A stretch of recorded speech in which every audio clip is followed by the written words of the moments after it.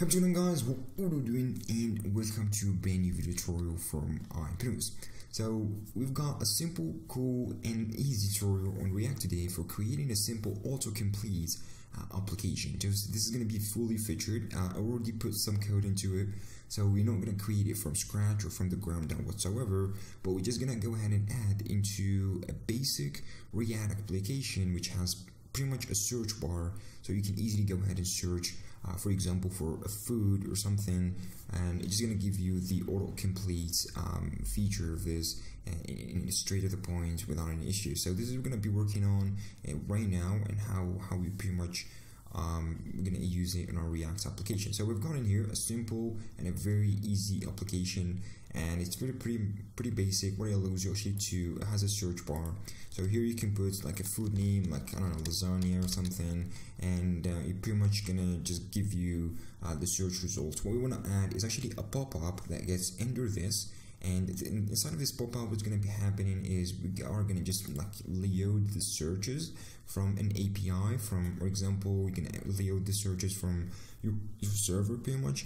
And on the other hand, after loading it from the server, it's going to have like a JSON structure. So you're going to just loop through and lay out all of that, and we're gonna just see how you can use each one of these for creating such an effect on your application. So for our application in here, what we've got is a really simple create React application. It's made using the command line interface or the CLI using create React app, which is pretty straightforward and pretty straight to the point. We've got the home page in here. So starting off from the app.js, we've got the home page. Inside of the home page, we've got just a simple container and a page container and simply a search component. Instead of the search components, we've got is where the magic happens. Pretty much it has like a title, which means like type the food name, and an input where we're gonna input things, and here we've got a simple pop-up. So all the magic is gonna be happening inside of the pop-up components inside of here. So this pop-up components, I just created it for testing purposes.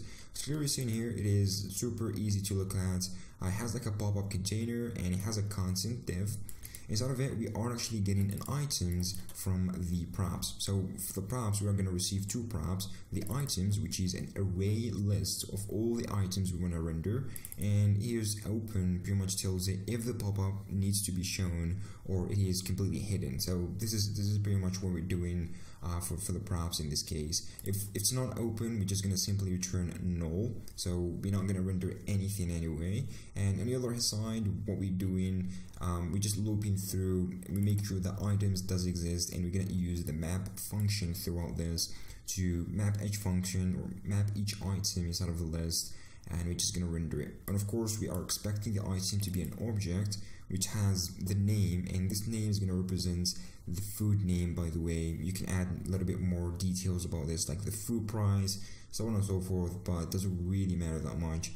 This is all you need to do. And on the other side, if nothing happened or we don't find anything matches the results, and which means the items array is going to be empty, so we're just going to go ahead and show nothing is found. And then that's pretty much it. Here we got a footer, just a helping footer.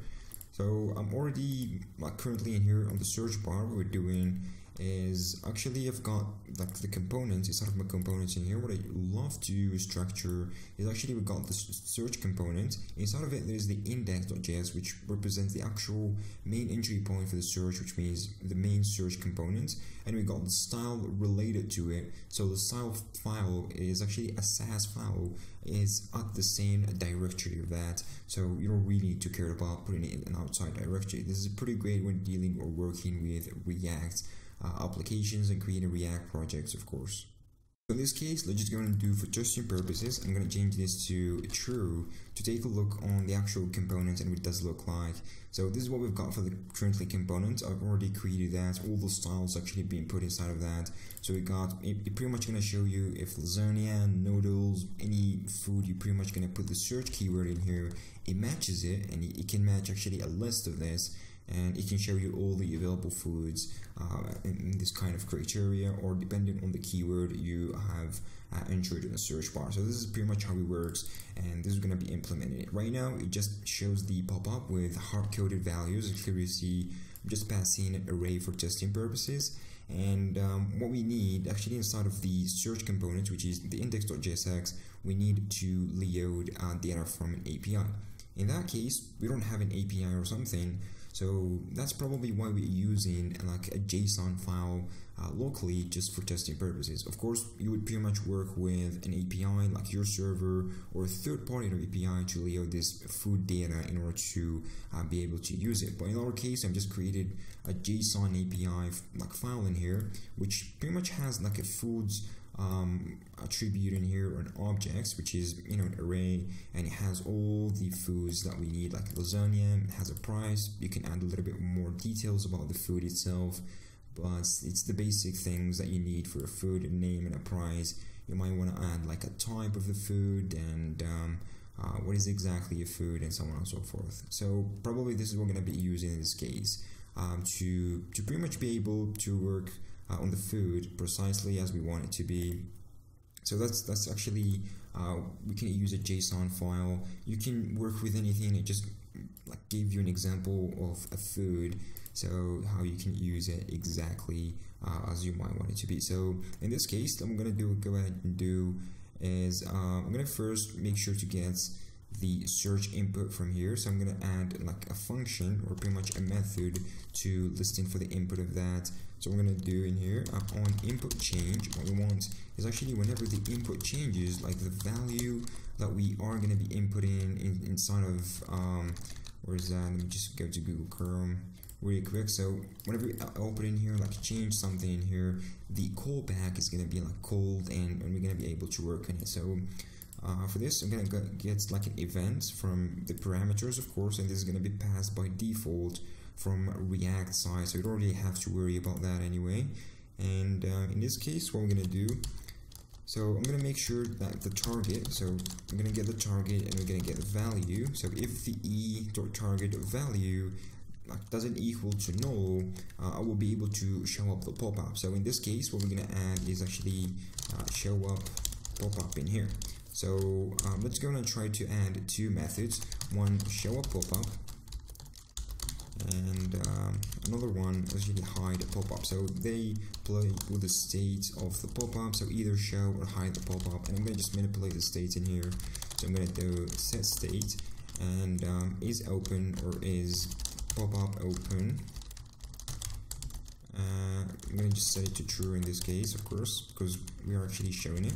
And on the other hand, we're just going to be setting it to false. And by default on the state, what we want is actually to set is pop-up open to false. So it starts like completely hidden, then you can manipulate it however you would like to. So what we want in this case, I'm gonna just do this, show pop-up. And of course here I completely forgot about choose, and else if the value actually it's not valid, like we have got an empty value, so we deleted the search or something, what we can do is just completely hide the pop-up, and that's basically it. So this is all we need, and here I totally forgot, just put it to false. In this case, I'm just gonna be using this variable inside of that. So I'm gonna do is pop-up open, and we're gonna extract this from the actual state. So alright, now we got the state, and we're just going to do is pop-up open. As simple as that. This is basically what we need to do for this case. So here we're just manipulating the showing pop-up and hiding pop-up. Now what we need to care about is actually getting the items from the fetch API.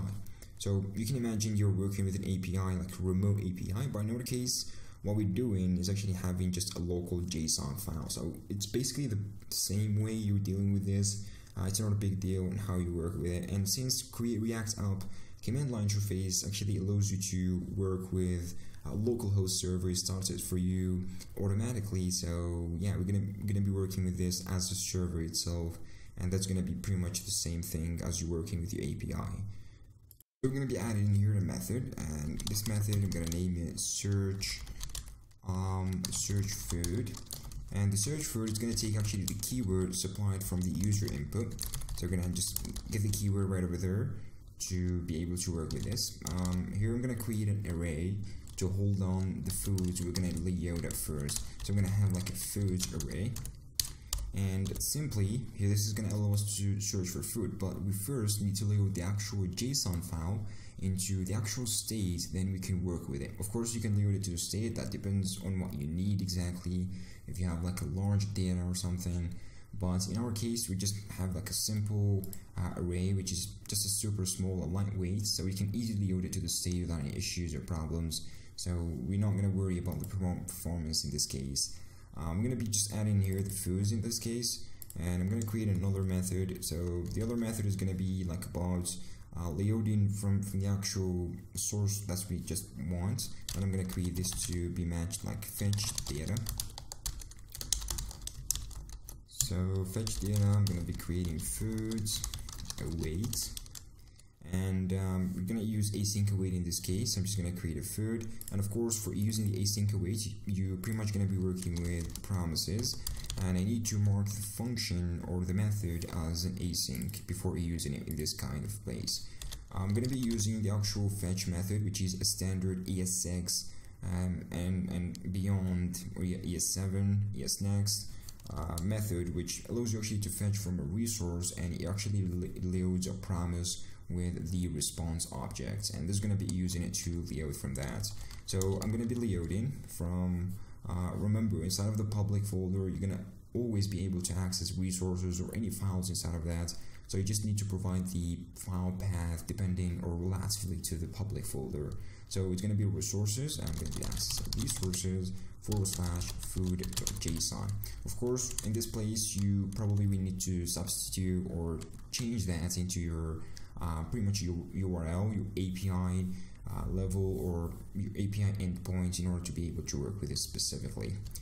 So we're going to be adding this. I'm going to add a catch method, and the catch, if there's any errors, what we can do is actually just go ahead and do like console log any errors or something.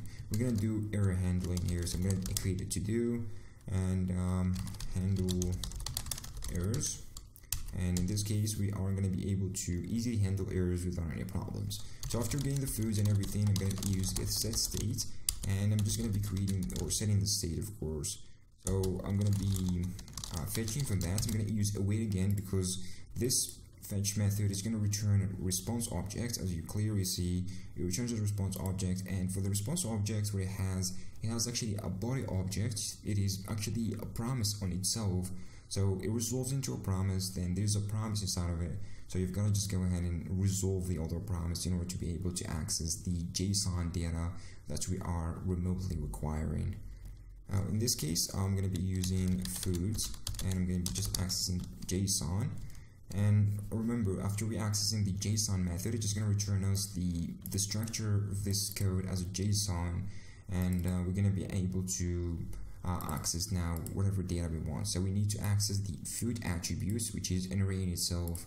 So what we're going to do is actually just call foods, and remember, we always can access that. You can easily or substitute that depending on what you need. Make sure to like wrap this between brackets and parentheses in order to be able to run first the await or the fetching of the promise, then you're probably just gonna go ahead and run gets the actual data from the JSON. So this is basically what we need for sending this state with the foods data. Now after running this fetch method, what's gonna happen, we're gonna get all the foods, and everything is just going to be saved into the state. So we're going to get all the foods data inside of a state, and we're going to be calling this whenever the component is actually mounting. So I'm going to do component bit mount, and this hook is going to be running whenever our component is firstly mounted into the DOM. So this is going to be ensuring to be run only once. So we're going to hit our server to get the data from it only once, then we can manipulate the data however we want. This is best practice because you're going to save resources, you will actually save your server resources, and of course you will save like load time and load balance your application depending on the load time of the food data that you're pretty much requesting. And simply we're just going to call fetch data, and this is going to allow us to fetch the data only once from the actual server. Simple enough. So here we got the fetch data API working. For the error engine here, we're going to add actually two methods. Allow us to easily allow to handle methods. So or errors, pretty much we're going to set errors to the state, and we can show them to the actual user without any problems. So we can add like errors, and it's going to be an array. And we might also want to check like if is error, which is false, just a boolean variable to make sure that those errors are not just a simple boolean variable. And I'm going to be adding here another method. So this method is going to be set error. And of course, as you all know, setting error is just like pretty basic. I'm going to take a message from parameter, and we're going to just do this set state. For the set state, we're going to get a previous state. I'm going to use the callback version of the set state method, and I'm going to be just wrapping this in parentheses and return an object. So we're going to just set errors to the array, and we're going to use the previous state dot errors. Then we added the new error. So the new message is going to represent the actual new error, going to be added to the actual array. I'm going to add another function that allows to clear all errors at once.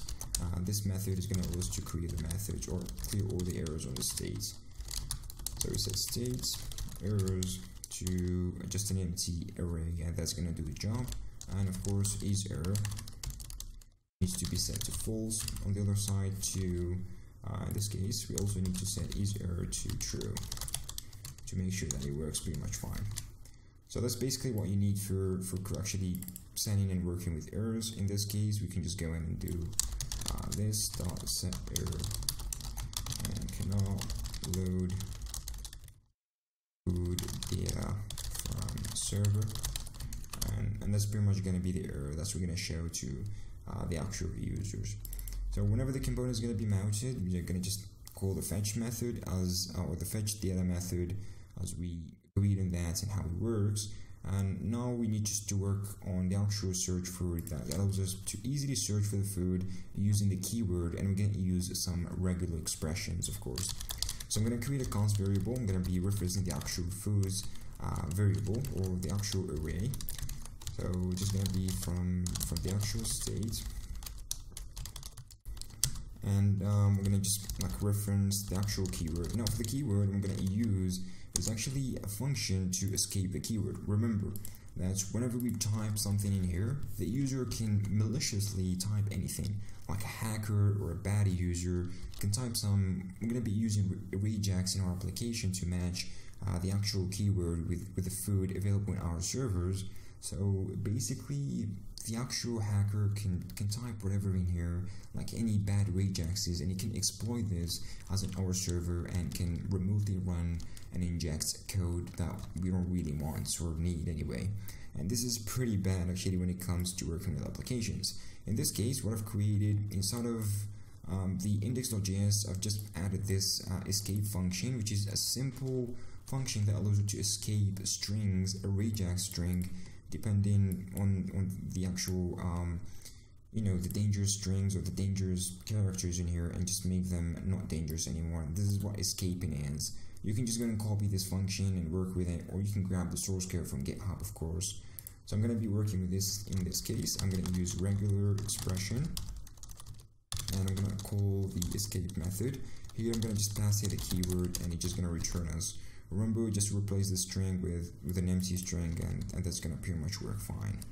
So this is basically what we need in this case. I'm going to create a pattern right now.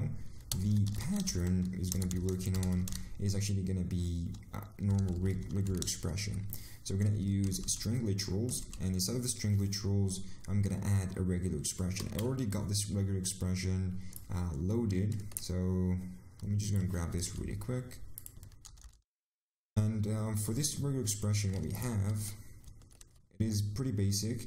So when we matching, we are actually using the keyword, our variable. So the actual regular expression gonna have the keyword that the user gonna enters, and before it, there could be any text. So there could be any arbitrary text, either capital letter, anything, any like alphanumeric or only alphabetic characters can be preceding before that, or either after it. It can both happen without any problems. The main thing that we are focusing on this regular expression is actually the keyword. So whenever the keyword matches, no matter what is before that or coming after it, we're going to go ahead and match the keyword without any issues, and it can pretty much work fine. So this is why I did, and that's why I created this regular expression inside of a string and hard-coded it. Then we can initialize or create an instance of the React.js that we need. So I'm gonna create a const. I'm gonna just make like match React.js, and here I'm gonna create a new instance of the regular expression. Here we can pass in the pattern that we've just created, and this is just gonna evaluate this pattern into an actual regular expression. If you're not familiar with regular expressions or anything, they're just like a basic, a simple and a fully minified programming language. You can call it this. So it can easily allow you to script and parse text however you want it to be, and you can get portions of the text. You can highlight portions of the text and select portions of the text depending on the script that you put in here. You might want to just go ahead and Google this to know more information about it. On the other hand, also got like a fully featured video tutorial about it and how it works, so you might want to just go ahead and check it out.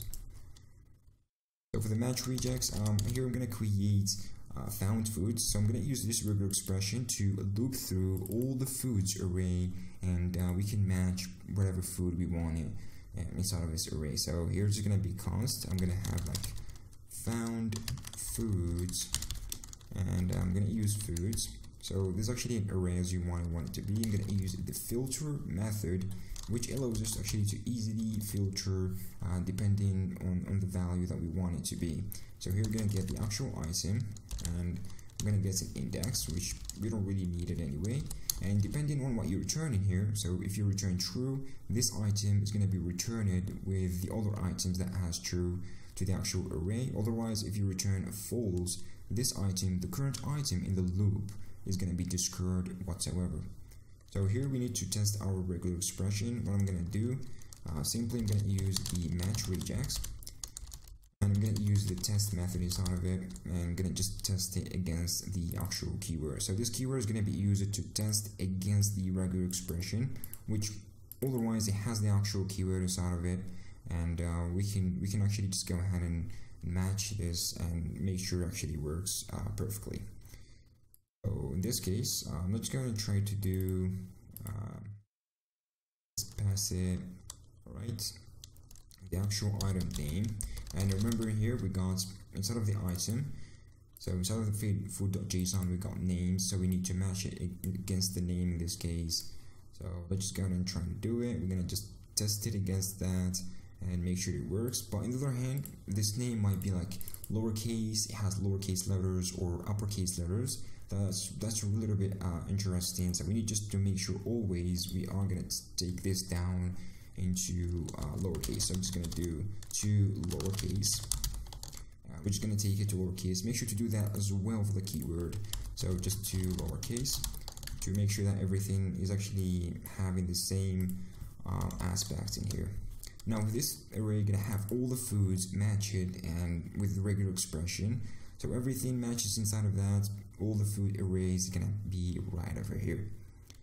In this case, the simple thing that allows for us to do is actually just use this, and we're just gonna be setting the state. And for the state, we're just gonna go ahead and do like found foods, and we're just gonna be setting found foods. So you don't really need to specify a key value because we want the key to match the value name. So that can be working pretty much fine without any issues. But now for the actual OnInput change, we want to go ahead and change that because whenever we want to show the pop-up is actually whenever we click or we start typing, and this is not going to be happening whenever we start typing. So therefore, what we're going to change this to OnInput. It's a little bit better. It has better user experience other than that. And here I can just go in and do OnInput. And we can add this. So I'm going to use this dot OnInput and make sure to bind the current class context, and otherwise it won't work whatsoever. So we're going to add that to. I'm going to also add OnInput change, or pretty much change. So it's pretty much not inside of the pop-up. It's my bad. I should have added in here. Instead of the actual input, because that's where we want to check for the actual input.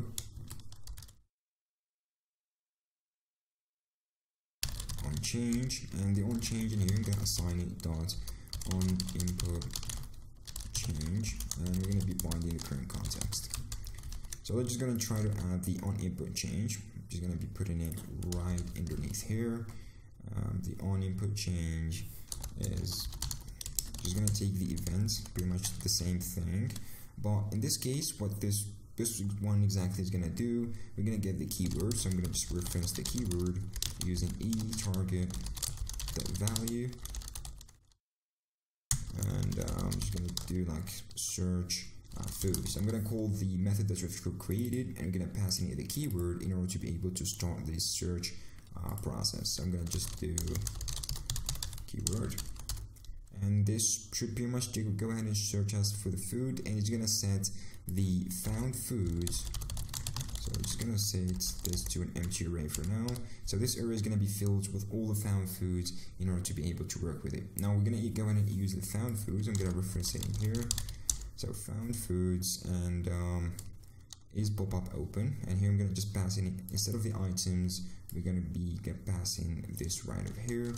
So found foods, and there we go. So just passing the items in here is gonna do the job. If you go to the pop-up, it's gonna do the job perfectly because it checks for that. It's just gonna make sure the item.name, and remember the found foods array has actually the JSON data in here, so each object has a name representing the actual food name. So that's why we are using it inside of that. So let's gonna try to take a look on like our code in here. So if you try to put any code like lasagna, it's clear to see it works pretty great, and there we go, the auto completion actually works. So we got lasagna. You can just go ahead and put lasagna. For example, noodles, you just press N, you're gonna get like lasagna because it has an N inside of it. Noodles too has an N, like chicken has an N, but if you just type in O, so only noodles is gonna match it because it only has an O, an N, then an O coming after it, and that's pretty much how it works. So it's pretty basic, pretty straight to the point. Of course, you can add a lot of features, like you might want to add like a button here to cancel the search and clear everything out. On the other hand, of course, you can add a plethora of things, but that's pretty much how it works in this case. You just put the food name, and you can actually put like check-in. You can put even ticket in here, and it's just gonna match the whatever you put, depending on what you need. Of course, you can add more foods, and you can change the API depending on what you need. But that's basically how the search input works. In this case, if you click, like if you have your application, you might want to just go in and click on the current item, and it's just going to take you to a completely different page representing the current item you're looking for. In this case, it takes you to a page about details about the current food and so on and so forth. So this is basically how it works, and how you can use autocomplete from React. This is actually can be implemented on any framework out there, like native JavaScript or vanilla JavaScript without any issues. But React, it's much easier to manipulate the state and work with it right out of the box without any issues. So you might want to go ahead and get the current source code from GitHub. The link will be in the description below. Of course, you might want to also just follow up the written tutorial in ipnews.com. The link will be also in the description below. Thank you guys for watching. I really do hope you guys have enjoyed. Grab all the style files, everything representing this project will be open sourced as always, and hopefully you guys enjoy and you can just learn that much from this project, and it might want to help you in all other projects as my other tutorials did pretty much. So thank you guys for watching. As I've said again, see you all hopefully in the next video tutorial.